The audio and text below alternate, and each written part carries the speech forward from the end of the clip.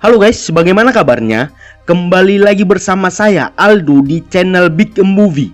Yang kali ini kita akan merangkum sebuah film tentang pembalasan dendam seorang tentara pasukan khusus atas kematian istrinya, berjudul Rider of Justice tahun 2020, yang akan diperankan aktor kawakan asal Denmark, Mads Mikkelsen, di mana film ini memiliki rating cukup bagus yaitu 7,6. Oke, tanpa banyak penjelasan di awal agar tahu ceritanya seperti apa, langsung saja saya Aldo mengucapkan selamat menonton.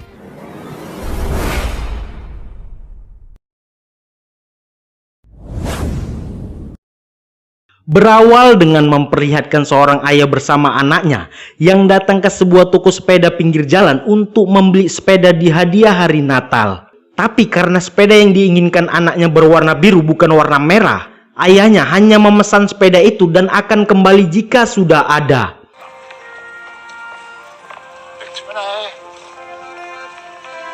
Akhirnya si pemilik toko tersebut langsung mencuri sepeda di parkiran sekolah untuk dijual ke anak tersebut. Adegan berpindah kepada tentara bernama Markus yang sedang bertugas di Afghanistan, di mana saat ini dia sedang menghubungi istrinya yang saat ini sedang mengalami mogok mobil bersama anaknya bernama Metil, yang ternyata sepeda Metil hilang yang tadi dicuri oleh mereka yang harus mengantarnya ke sekolah. Bahkan yang mereka harapkan Markus hari ini pulang dari tugas, ternyata harus diundur 3 bulan lagi. Dan karena mobil mereka berdua mogok, akhirnya mereka memutuskan untuk naik kereta api.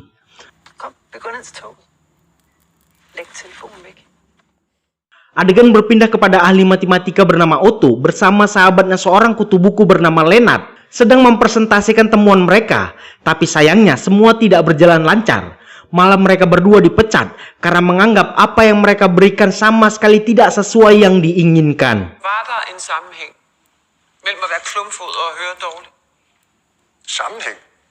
Untuk itu Otto langsung membereskan barang-barangnya untuk menuju ke kereta api dan akan kembali pulang.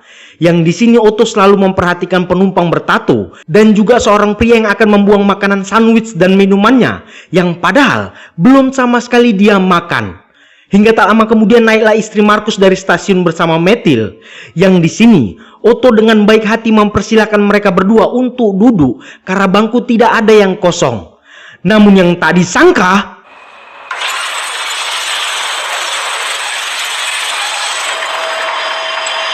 terjadi sebuah kecelakaan kereta yang entah kebetulan atau tidak, tapi membuat istri Markus tewas di tempat.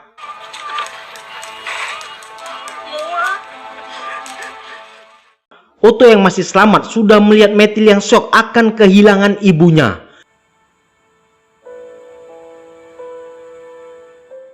Sementara untuk Markus yang baru saja menjalani latihan, langsung dihampiri atasannya bahwa istrinya sudah tidak ada lagi.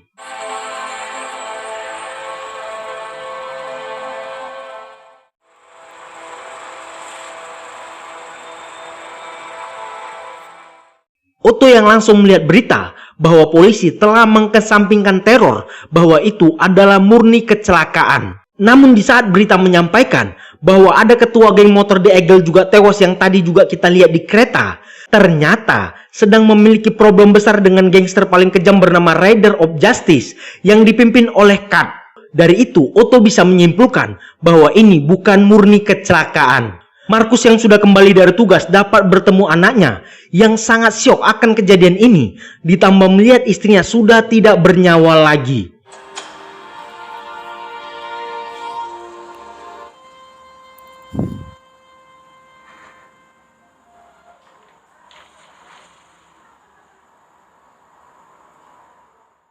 Akhirnya hari ini juga Markus akan memakamkan istrinya dengan rasa tidak percaya bahwa istrinya telah tiada.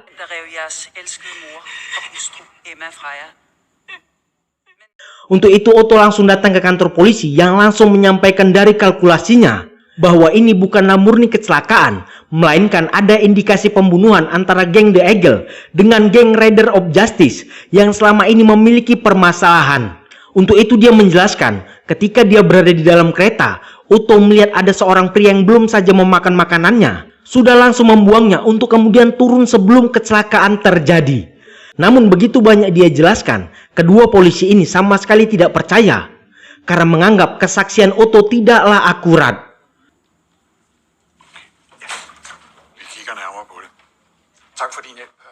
Dari itu, Otto langsung meminta kepada Lennart untuk meretas semua data-data geng The Eagle dan juga Raider of Justice agar mereka bisa mengungkap kejahatan ini.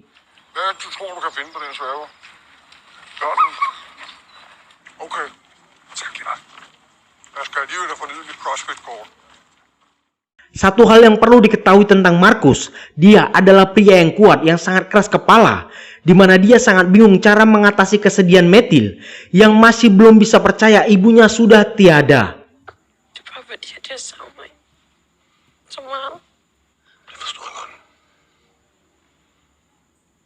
Dan di saat itu juga datanglah sebuah mobil ke rumahnya yang ternyata itu adalah Otto bersama Lennart yang sudah meretas alamat Markus untuk menyampaikan bahwa kematian istrinya bukanlah murni kecelakaan karena dia tepat berdiri di samping istrinya.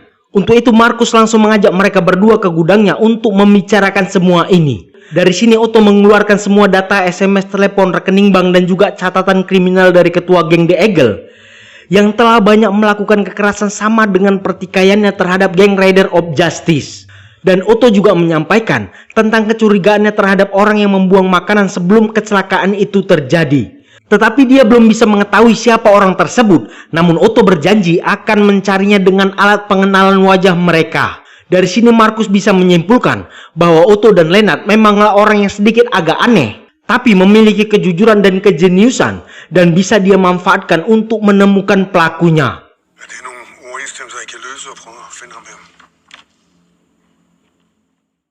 Tak membuang-buang waktu, Otto dan Lennart langsung datang kepada sahabatnya yang juga sedikit sosiopat bernama Emmentaler, namun memiliki kemampuan hebat sebagai programmer yang bisa meretas sistem apapun. Dan benar, akhirnya Emmentaler dapat menemukan orang yang di kereta api itu, bernama Pale Olesen, anggota dari Raider of Justice. Di sisi lain, Markus yang sedang menunggu Metil pulang dari sekolah tidak kunjung datang. Yang ternyata Metil baru saja pulang bersama pacarnya. Langsung disuruh pulang oleh Markus, tapi malah pacarnya protes akan tindakan Markus yang membuatnya langsung dapat bogem mentah.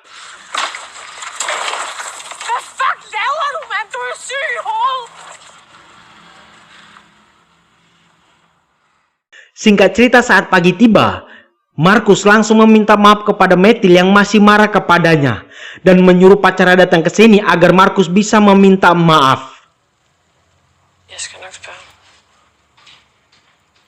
Hingga tak beberapa lama Otto dan kawan-kawannya datang ke rumah Markus yang langsung memberi informasi menarik bahwa yang melakukan adalah Pale Olesen, adik dari Kurt, ketua dari geng Raider of Justice.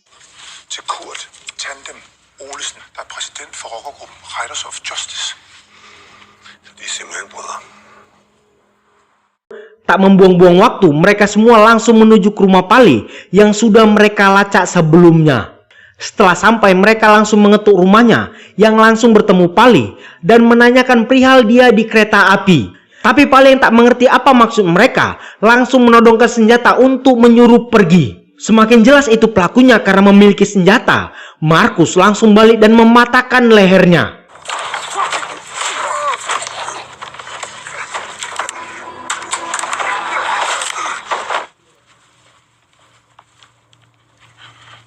Tapi saat Markus akan pergi, tiga idiot ini malah panik akan melaporkan polisi.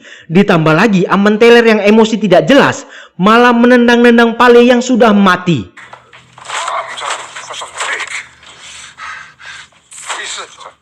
Di sini Lennart menyuruh mereka berdua pergi agar dia langsung menghapus DNA Markus menggunakan deterjen agar polisi tidak dapat menyelidiki siapa pembunuhnya. Setelah dapat, yang bodohnya ternyata masih ada orang di dalam rumah ini yang sedang terikat. Karena Pale adalah homo yang memakai jasanya dan malah dia dibiarkan begitu saja oleh Lennart.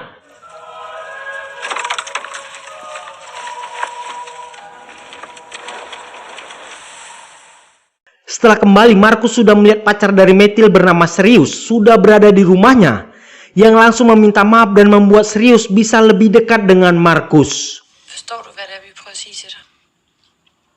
Ja, det tror jeg. Hingga keesokan harinya, Markus kembali mengumpulkan mereka semua untuk meminta mencari semua data tentang Rider of Justice karena dia akan membalas dendam atas kematian istrinya. Hvad vil du bruge det til? Jeg vil hævne min kone. Vil du slå dem ihjel? Setelah Metil kembali dari sekolah, Otto langsung lari ketakutan karena Metil pasti akan marah kepadanya. Yang di sini, Metil langsung menanyakan siapa mereka semua karena dia tanda dengan Otto yang sama berada di kereta saat kejadian. Tapi Lennart pandai berbohong kalau mereka adalah psikiater yang tujuannya ingin berbicara kepada ayahnya untuk Otto meminta maaf atas kejadian itu dan membuat Metil berterima kasih kalau ayahnya mencari jalan keluar masalah kematian ibunya. Kom, Mathilde. Di sisi lain, Kat yang tahu adiknya mati sudah menangkap si homo tadi bernama Bodaska yang mengetahui bahwa Lennart masuk ke rumah mereka. Bodaska yang takut akan dibunuh memberikan kesaksian bahwa dia hanya mendengar mereka menyebut nama Emmentaler berkali-kali ketika Emmentaler menendang-nendang Palle. Jeg hørte dem råbe A-navn. A-navn. Ennetame. Ellenthaler. Eller Emmentaler. Sementara di sisi lain, Markus bersama Emmentaler sudah menyiapkan semua programnya di gudang milik Markus untuk melacak semua jaringan Rider of Justice. Dan saat ini juga, Emmentaler meminta segera mengambilkan prosesornya di rumahnya sana agar semuanya beres. Dari itu mereka langsung menuju ke rumah Emmentaler untuk mengambil semua peralatannya. Er det forstået? Hun er bange for at tage på, fordi du er efter hende konstant. Vi hjælper hende jo bare. Hun er ikke brug for. Setelah sampai, ternyata anggota Rider of Justice sudah berada di rumah Emmentaler. Beruntung Markus mengetahuinya yang langsung membantai mereka semua dengan sangat tenang.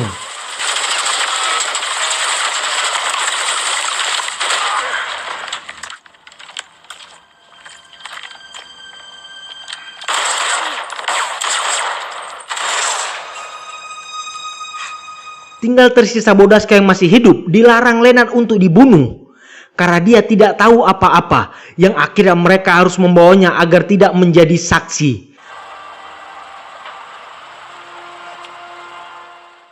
Dari sini Emmentaler panik karena kediamannya sudah diketahui, yang membuatnya meminta izin kepada Markus untuk mengajarinya memegang senjata agar dia bisa melindungi diri dan membalas dendam juga. Dan itu disetujui oleh Markus yang bersedia mengajari mereka besok. Få udstyret op og køre Emmentaler, så skal jeg nok træne jer. Tapi di sisi lain, Kat sudah merencanakan untuk mencari Otto dan Emmentaler yang mereka sudah menemukan identitas mereka bertiga. Så find den tilpasser ham til mig. Akhirnya hari ini juga mereka diajarin menembak dan membongkar pasang senjata yang Lennart sama sekali tidak tahu. Færdig. Sammensigt. Sådan, færdig. Andenpladsen.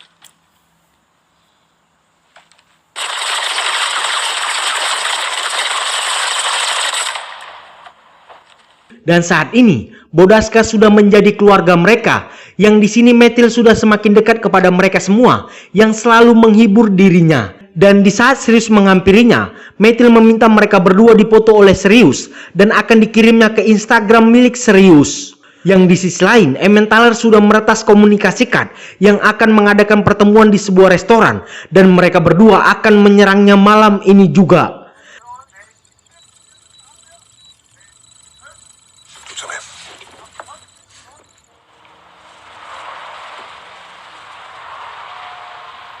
Setelah sampai dan akan membantai mereka, ternyata Kat sedang membawa wanita yang membuat Markus memutuskan untuk membunuh anak buah Kat saja.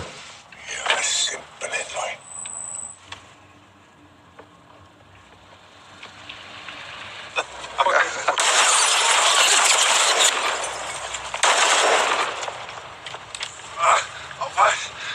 Fuck, mand.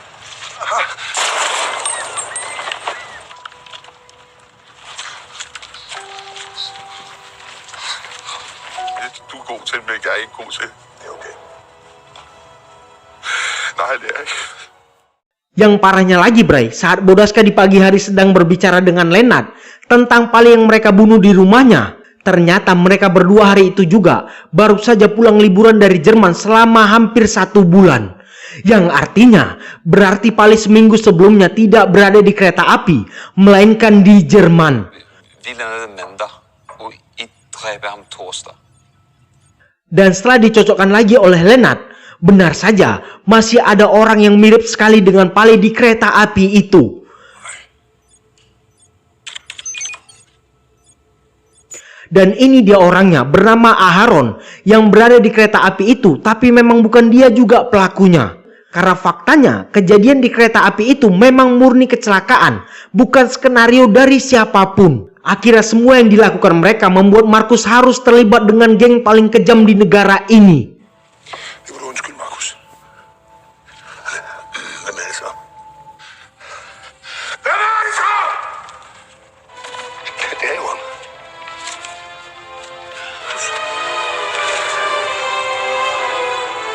Hal itu pun membuatnya gila dan mengamuk-ngamuk di kamar karena mereka membuat hidupnya semakin berantakan.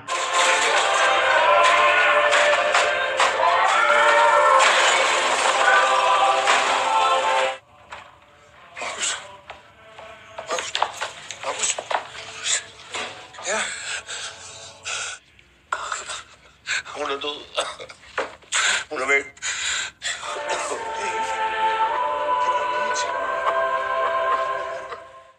Parahnya lagi, anggota Rider of Justice sudah dapat menemukan identitas Otto menggunakan Instagram milik Sirius yang dia unggah tempo hari. Dan malam ini juga Sirius yang akan pergi langsung ditangkap oleh Kat untuk memberitahu di mana Otto berada. Karena Kat langsung mematahkan jarinya, Sirius akhirnya memberitahu keberadaan mereka. Markus yang mendengar ada orang yang datang langsung lari menyelamatkan anaknya.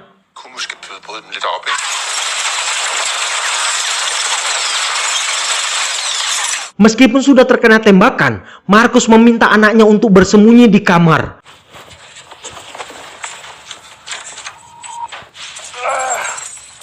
Saat mereka sudah masuk, Markus langsung membantai mereka dengan gaya perang yang dia miliki.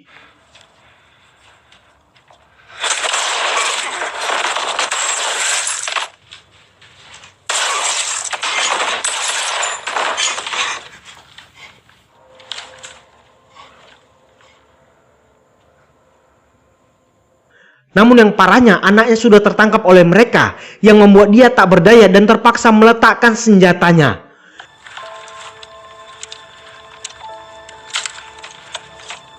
Hingga ketika dia akan dibunuh, tiba-tiba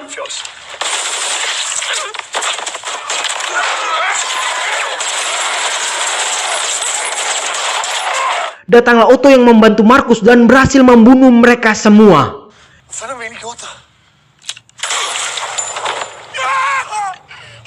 Markus yang sudah tertembak harus menjauhkan anaknya dari mayat-mayat itu dengan kondisi yang sedikit lagi tewas.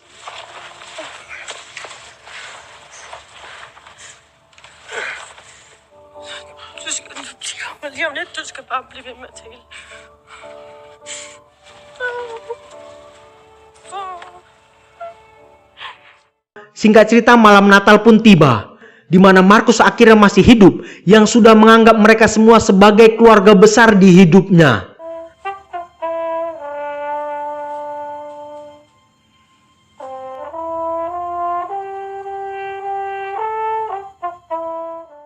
Terakhir, kita akan diperlihatkan yang di adegan awal tadi, di mana seorang ayah yang kini berhasil membelikan sepeda anaknya berwarna biru dari hasil curian sepeda milik Metil tadi.